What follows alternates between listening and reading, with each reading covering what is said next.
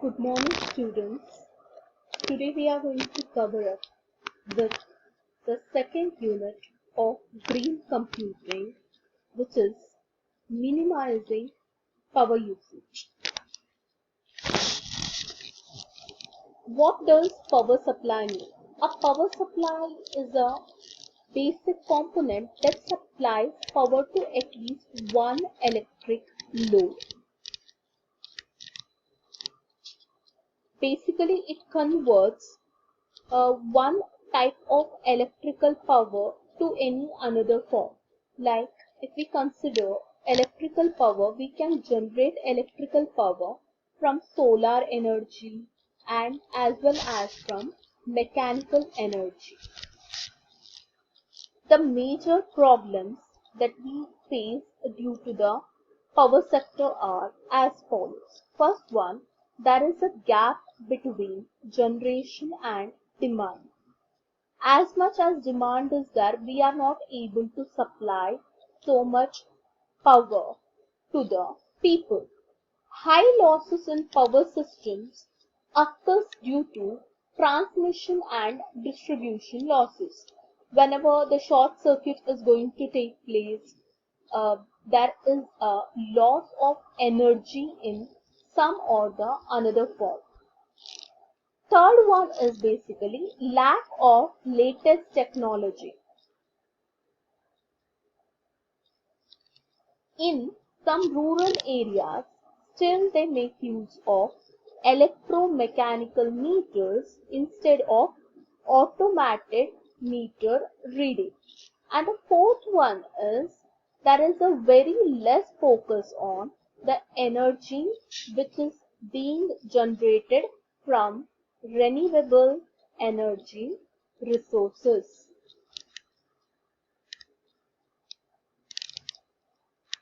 We have to set up a demand side management strategy. We can measure power in terms of watt. kWh is the total amount of kilowatts per hour, the total amount of energy being consumed per 1 hour.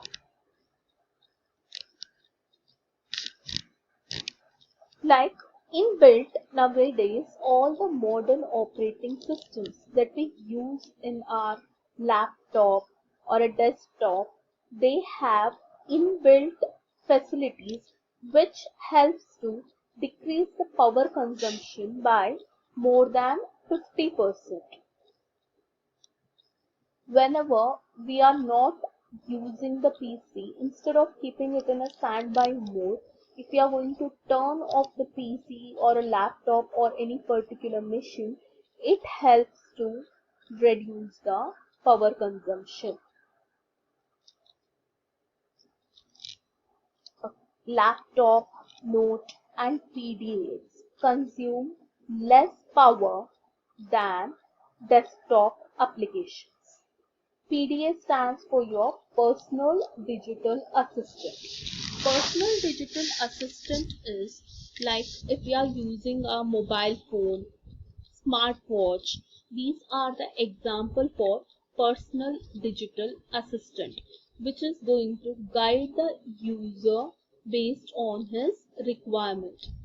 Make use of power adapter wherever required. Turn off the features. It can be even in your mobile phone. Turn off the features if you're not making use of a Bluetooth or if you're not making use of an internet. Turn off the features which are not being used on a regular basis.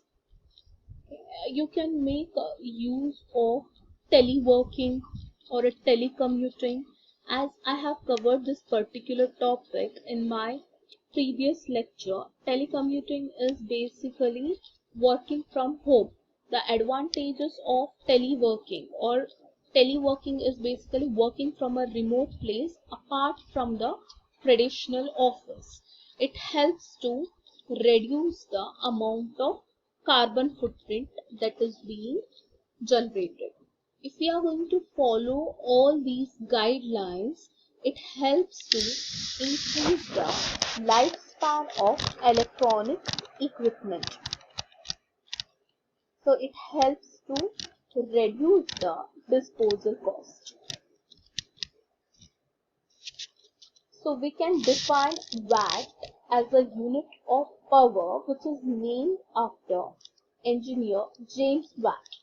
The formula that we use for calculating watt is W is equal to A into V. A stands for the rate of work which is done in 1 ampere and V stands for the amount of current flows through 1 volt. Now we are going to cover up the topic based on the low cost devices. This is an important question from the exam point of view. What are the two low cost devices that can be used for power monitoring? The power monitoring is the most important phase in which we can keep a track of how much power is being generated, how much is being used by the various electronic equipment. Say for example, if you consider in a house, how many ACs are there, how many various electronic equipments are there. Electronic equipments in the sense it can be your bulbs, tube lights, and all the electronic gadgets, how many mobile phones are there, what is the overall power that is being consumed by each and every device. So based on this, we can calculate how much power is being generated by the various electronic equipment. So one such device is a power meter booster, or you can even call it as a kilowatt device. It is used for measuring the amount of power being consumed by all the electronic equipments. If you are going to plug into this particular device the various electronic equipments, it is going to display the amount of time, like say for 1 hour, how much power is being consumed by the electronic equipment and how much cost you're going to spend on that particular electronic equipment. And the second device is basically in this. The one is you have your kilowatt device, and then we have a Tech Republic calculator. As I have explained you about the working of this, if you are going to plug in your electronic equipment, it is going to display the total amount of energy consumed by the device. The second one is we have a Tech Republic calculator.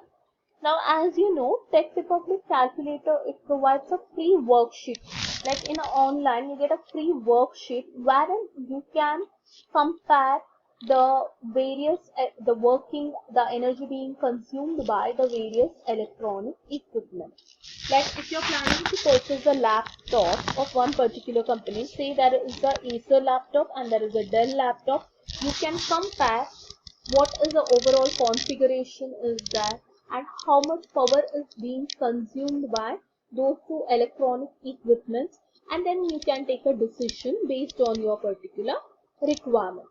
So Tech Republic calculator helps us to determine how much power is being spent on the electricity of your existing monitors. It can even help us to compare new LCD and CRT monitors. As you know, LCD stands for your liquid crystal display and CRT stands for cathode ray tube screens.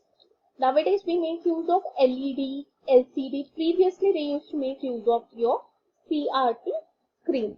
It helps us to compare two different models of the same type of monitor, and then you can decide which one is suitable for your particular requirement.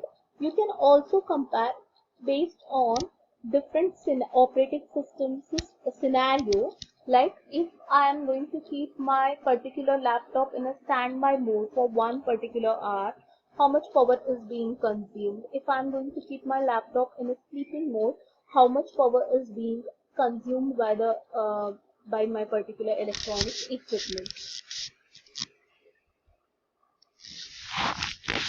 So these are the two devices which are being used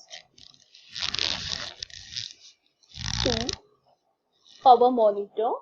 So these are the two low cost devices which are used for power monitoring. Okay, and now the next one is basically we are going to cover up the concept of what are the various methods which can help to reduce the power consumption. Methods. So previously we have studied about the various tools that are being used for the power consumption. Now the first one which we come across is known as our data deduplication. Now the data deduplication basically means intelligent compression technique.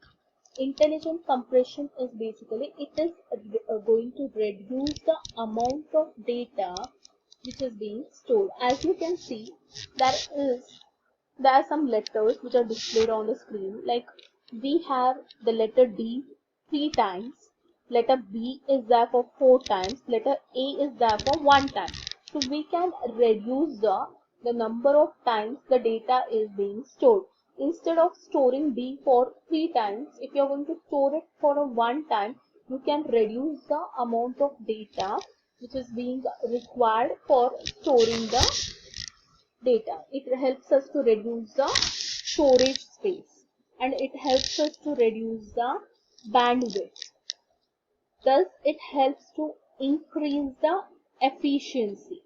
So, it helps to reduce the data storage space and the bandwidth.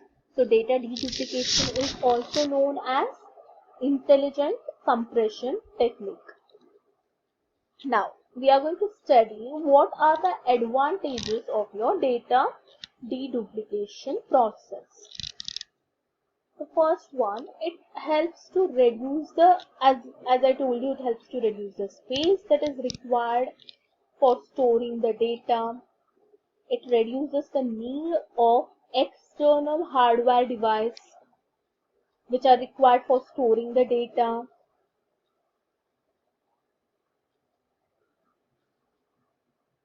It can reduce the amount of network bandwidth required for the backup storage of the processes. It can speed up your backup and recovery process. And finally, it helps to save the money and the time. So these are the advantages of data deduplication process, or we can even call it as the intelligent compression technique. There are various types of data deduplication processes there. The first one is we come across your source data deduplication. So, the definition says it is a removal of redundancies from data before transmission to the backup target. Backup target is your receiver. Before sending the data to the receiver, we are going to remove all the redundant data. Redundant or the repeated information before sending the data to the target. Second one talks about target deduplication process. It removes all the redundant data in the backup appliance, most often on virtual tape or a library.